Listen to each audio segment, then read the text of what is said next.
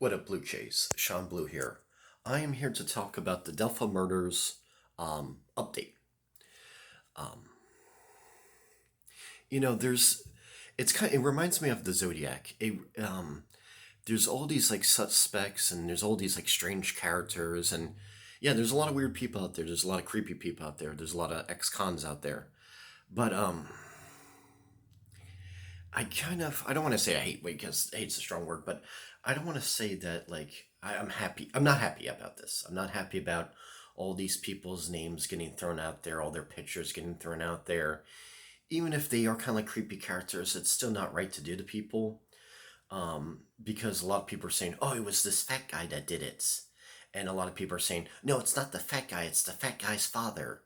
And now they're saying that there's this new creepy character that sounds like the right guy, but he likes to go hunting. He's kind of quick to anger. He was very abusive towards his stepdaughter, I believe. Um, so yeah, a bad dude, don't get me wrong. But I don't know if he is the murderer of these two girls. Just like I didn't know if the fat guy was or wasn't. It's because I was thinking they couldn't have run that fat guy. But whatever, I'm not blaming the victims at all. I'm only going after the perpetrator. But I kind of hate like how, and like that other creepy guy who kidnapped that little girl, the guy with the goatee, and there's all that footage of him on the internet, like swimming in the lake. He's like, I'm swimming in the lake, at 2 o'clock because I can, like that weird guy. And he did like a lot of time in prison for stuff. Never sex crimes until now when he kidnapped that little girl, which is weird. But yeah, I think the authorities know a lot more than they're telling us, and so whether it's any of those guys that they brought up, I don't know. Like this new guy that likes to go hunting who abused his stepdaughter, yeah, he sounds like he could be the guy, but yeah, a lot of guys sound like they could be the guy. There's a lot of creepy sex offenders in there, that area, that kind of look like the pictures. You know, it's just disturbing.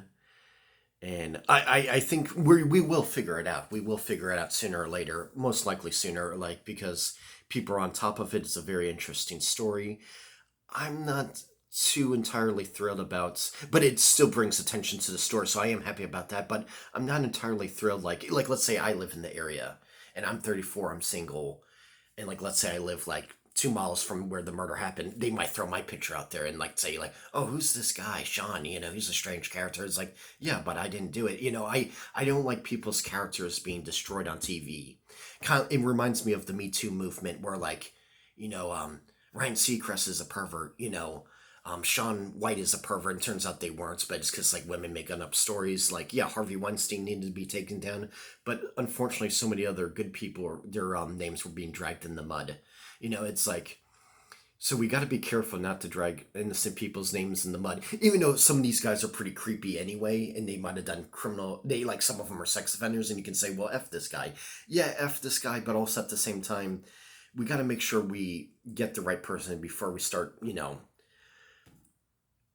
dragging someone's name in the mud, and like chasing after this guy with pitchforks and stuff, because we gotta have more proof. But I am glad that people are still bringing attention to it, like I am. But sooner or later, we're gonna nail this bastard. Don't worry, guys. We can get him.